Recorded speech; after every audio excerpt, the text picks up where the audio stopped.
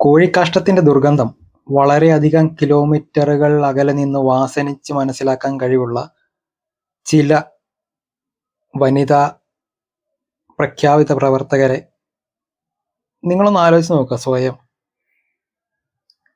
നമുക്കെല്ലാവർക്കും ലൈഫിൽ പല ആളുകളിൽ നിന്നും പലതരത്തിലുള്ള പ്രശ്നങ്ങൾ ഉണ്ടായിട്ടുണ്ട്. അത് ആണാകാം, പെണ്ണാകാം. പക്ഷെ അതൊക്കെ നമ്മൾ കമ്പയർ ചെയ്യുന്നത് എവിടെ വെച്ചായിരിക്കും? അതൊരു വ്യക്തി, അവരുടെ ക്യാരക്ടർ എങ്ങനെയാണെന്നല്ല നമ്മൾ കമ്പയർ ചെയ്യുക.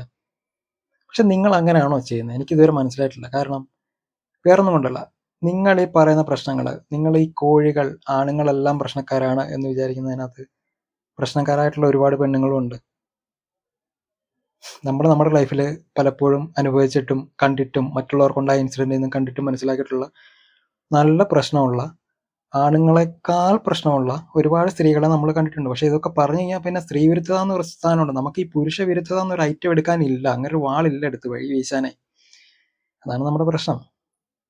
പക്ഷെ അങ്ങനെ ഏതെങ്കിലും സ്ത്രീകളുടെ ഭാഗത്തു നിന്ന് നമുക്ക് അങ്ങനെ ഒരു ഇൻസിഡന്റ് ഉണ്ടായിട്ടുണ്ടെങ്കിൽ പോലും നമ്മളത് നമ്മുടെ വീട്ടിലെ അമ്മയോ പെങ്ങളെയോ ഭാര്യയെയോ മകളെയോ ഒന്നും വെച്ചിട്ട് നമ്മളത് കമ്പയർ ചെയ്യുന്നില്ല. കാരണം ആ വ്യക്തി എങ്ങനെയാണെന്നുള്ളതാണ് കമ്പയർ ചെയ്യുന്നത്. പക്ഷെ നിങ്ങളുടെ കുടുംബത്തിൽ ആരെങ്കിലും നിങ്ങൾക്കൊരു പ്രശ്നം ഉണ്ടാക്കിയിട്ടുണ്ടെങ്കിൽ ആ വർഗത്തിൽപ്പെട്ട സകല ആൾക്കാരും അങ്ങനെയുള്ള ആൾക്കാരാണെന്ന് നിങ്ങൾ എങ്ങനെയാണ് ഇത് ജനറലൈസ് ചെയ്ത് പറയുന്നത്?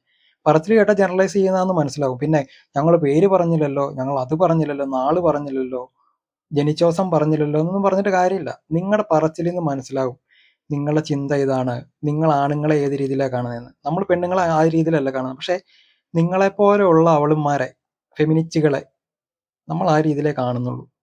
കുടുംബത്തിൽ നിങ്ങൾ നല്ല ആണുങ്ങളെ കണ്ടിട്ടില്ല, മര്യാദയുള്ള ആണുങ്ങളെ കണ്ടിട്ടില്ല. പിന്നെ എല്ലാ ആൾക്കാരും ഏതെങ്കിലും സമയത്ത് ആരെങ്കിലുമൊക്കെ ആയിട്ട് ഏതെങ്കിലുമൊക്കെ രീതിയിൽ പ്രണയമോ ഇത്തരത്തിലുള്ള ഏത് ബന്ധമോ എന്തെങ്കിലും ബന്ധങ്ങളൊക്കെ ഉണ്ടാകും. അത് ആ വ്യക്തികൾ മാത്രമാണ്, മനസ്സിലായില്ലേ? അല്ലാതെ ഇവർ ഇതല്ലേ അവന്റെ സ്വഭാവം. ആരോടെങ്കിലും ദേഷ്യപ്പെട്ട് കഴിഞ്ഞാൽ ഈ ദേഷ്യം അവൻ എല്ലാവരോടും ദേഷ്യപ്പെടുകയല്ലേ? ആരെങ്കിലും പ്രേമിച്ചാൽ അല്ലെങ്കിൽ ആരോടെങ്കിലും ഫ്ലേർട്ട് ചെയ്താൽ ഈ ഫ്ലേർട്ടും കൊണ്ട് അവൻ എല്ലായിടത്തും പോവുകയല്ലേ എന്ന് ഇങ്ങനെ ചിന്തിക്കുന്നത്? അത് നിങ്ങളുടെ കുഴപ്പമാണ്. നിങ്ങൾ ഇതുവരെ കണ്ടത് അതാണ്.